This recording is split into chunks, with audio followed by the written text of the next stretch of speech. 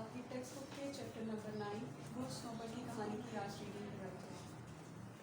اس میں کچھ اوپر الفاظ دیے گئے ہیں، مشکل الفاظ کے معنی تھوڑے آپ کو بتا دیے جائیں، جیسا کہ شروع پر یہ بلو آپ بارڈر میں دیکھ رہے ہیں۔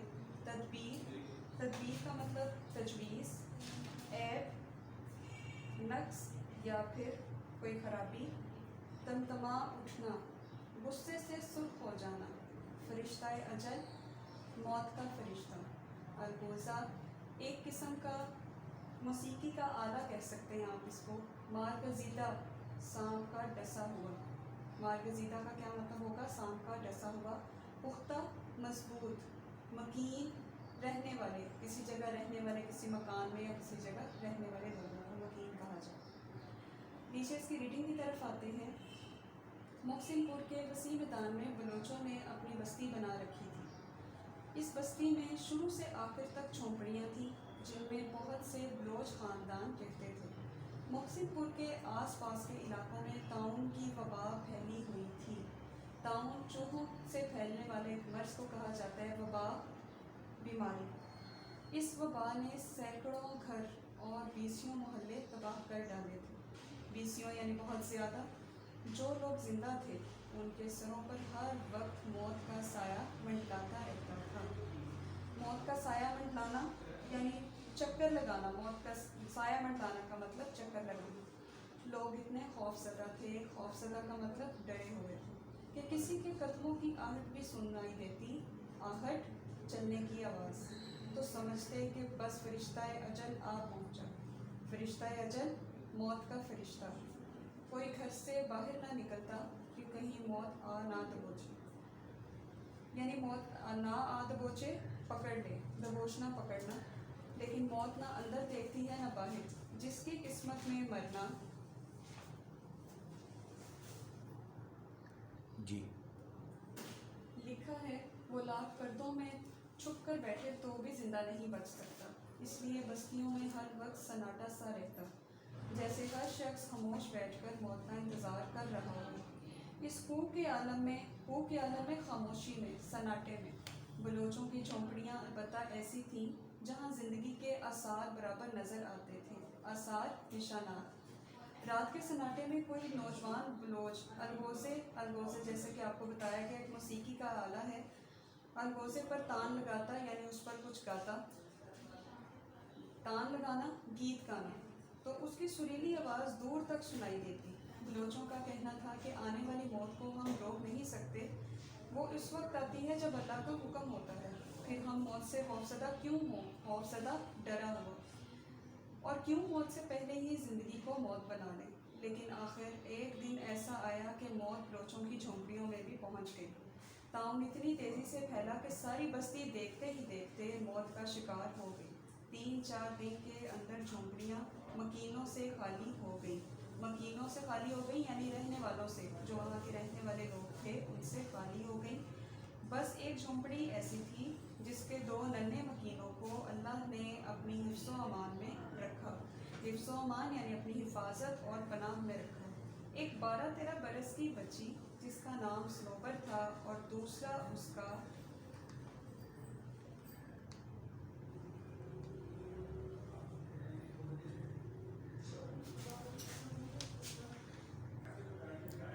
چھوٹا بھائی گل۔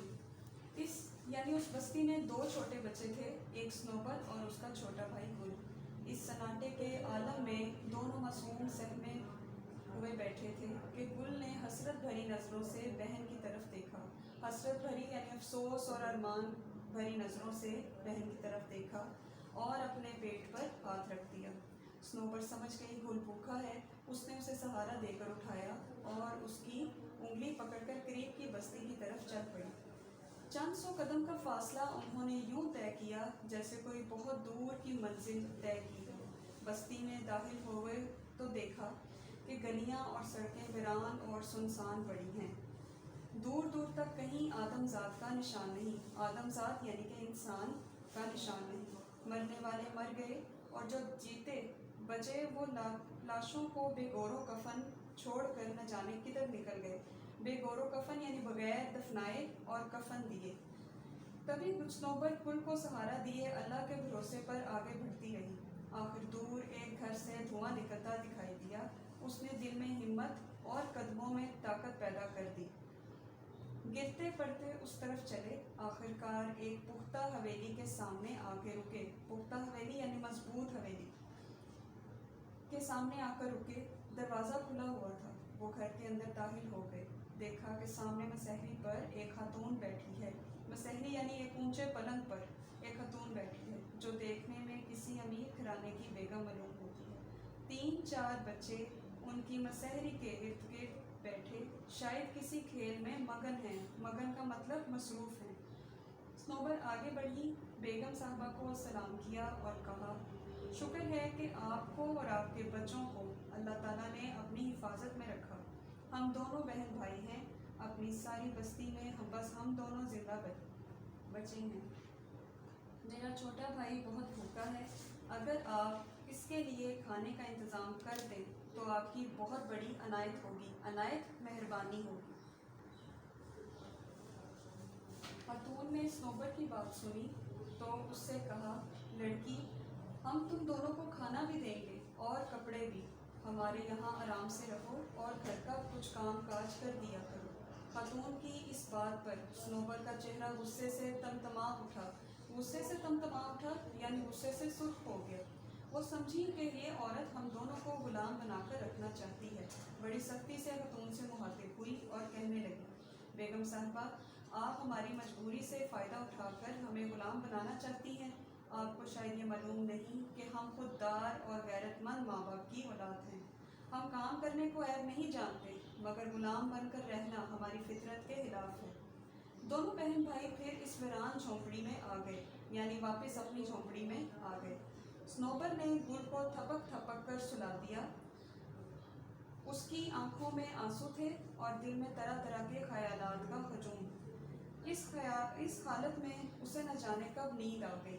بہت دیر میں آنکھ کھلی تو دیکھا کہ گل، جسے وہ اپنی آغوش میں لے کر لیٹی تھی، آغوش یعنی گود میں لے کر لیٹی تھی، وہاں نہیں ہے۔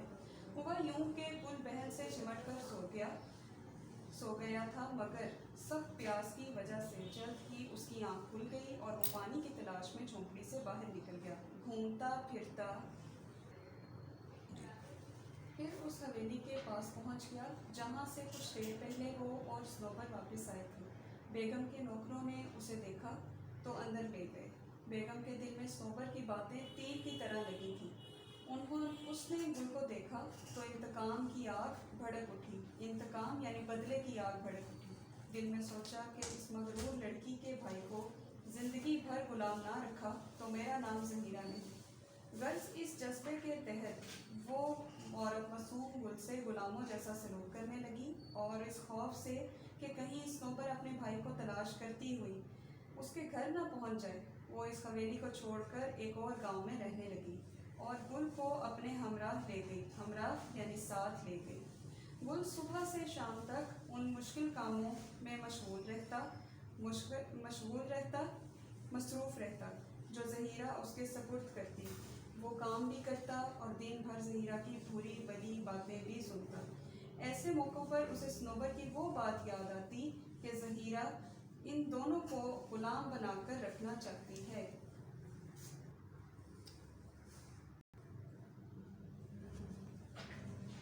گل کو ظہیرہ کے ہاں رہتے ہوئے کئی برس گزر گئے۔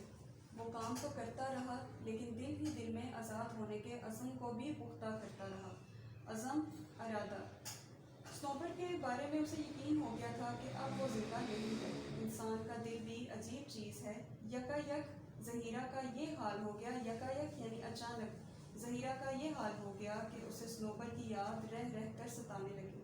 اب اس کا دل یہ سوچ کر بھر آتا کہ اس نے ایک معصوم بھائی کو اس کی پیاری بہن سے جدا کیا، صرف انتقام کی آگ ٹھنڈی کرنے کے لیے۔ انتقام کی آگ یعنی بدلے کی آگ ٹھنڈی کرنے کے لیے۔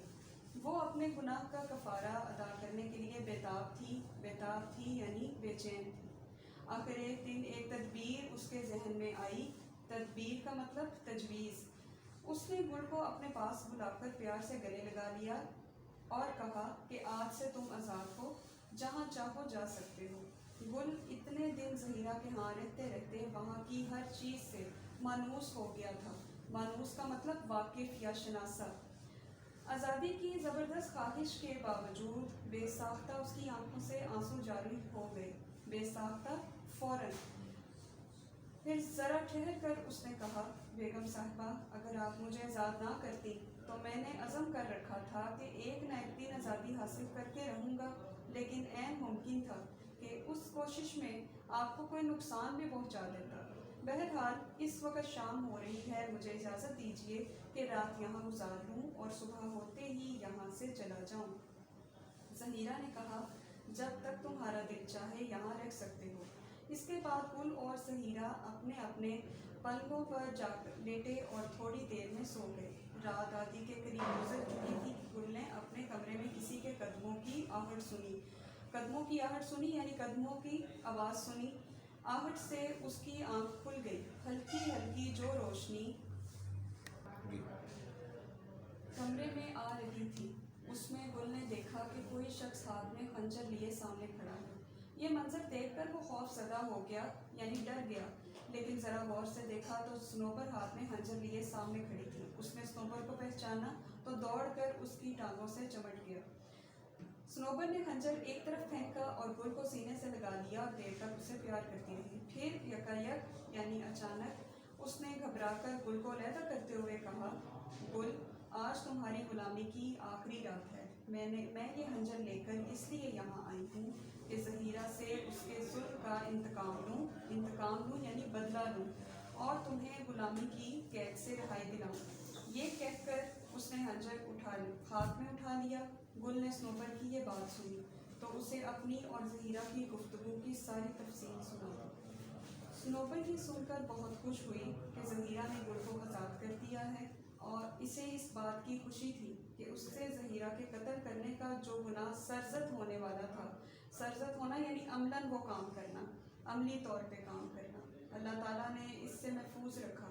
जिस कमरे में गुल और स्नोबर बातें कर रहे थे उसके बराबर वाला कमरा ज़हीरा का था। बराबर वाला कमरा यानी उसके साथ वाला कमरा। गुल और स्नोबर की आवाज़ से उसकी आंख खुल गई। वो गुल के कमरे में आई। आते ही उसकी नज़र स्नोबर के खंजर पर पड़ी। वो ज़ोर से चीखी। स्नोबर ने चीख की आवाज़ सुनी तो खंजर ज़मीन पर फेंक दिया और कहा, बेगम साहिबा, आप परेशान ना हो, मैं आपको कत्ल करने आई थी, लेकिन गुल ने मुझे सब कुछ बता दिया है। हमारी आपकी दुश्मनी ख़त्म हुई। बस हमें ये इजाज़त दीजिए कि रात आपके घर में बसर कर लूँ। इसके बाद तीनों अपनी अपनी जगह जाकर सो रहे। फजर की अजान हो रही थी कि स्नोबर की आंख खुली। उसने महसूस किया कि घर के सहन में बहुत से आदमी जमा हैं। यूँ मालूम होता था जैसे वो एक दूसरे से घबरा कर बातें कर रहे हों। साथ साथ किसी के रोने की आवाज़ भी आ रही थी। स्नोबर सहन में पहुंची तो पता चला कि ज़हीरा के बड़े लड़के नसीर को सांप ने काट लिया है।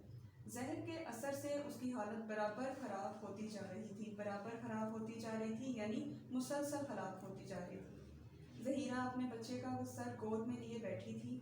उसकी आंखों से आंसू जारी थे और दुआ कर रही थी कि या अल्लाह, मेरे बच्चे को मौत से बचा ले। स्नोबर ने ये सब कुछ देखा तो वो भागकर घर से बाहर निकल गई। उसे मालूम था कि इस इलाके में एक पौधा ऐसा है कि उसका अर्थ मार गजीदा के मुंह में टपकाया जाए। मार गजीदा यानी सांप का डसा हुआ इंसान जिसको सांप ने डस लिया हो, उसके मुंह में टपकाया जाए तो जहर का असर ज़ाइल हो जाता है। ज़ाइल हो जाना, ख़त्म हो जाना। थोड़ी सी तलाश के बाद वो पौधा मिल गया और वो तेज़ी से उसकी पत्तियाँ तोड़कर ले आए और उनका अर्क निचोड़ कर नसीर के मुंह में टपका दिया। अर्क के कतरे नसीर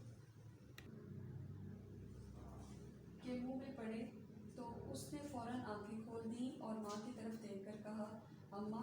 ज़हीरा ने अपने लाल के मुंह को चूमा और फिर उठकर स्नोबर को अपने सीने से लगा लिया। ये कहानी आपकी इलामा राशिदुल खैरी ने लिखी थी, जिसमें बलोच कौम की खुददारी और इज़्ज़त को बयान किया गया था।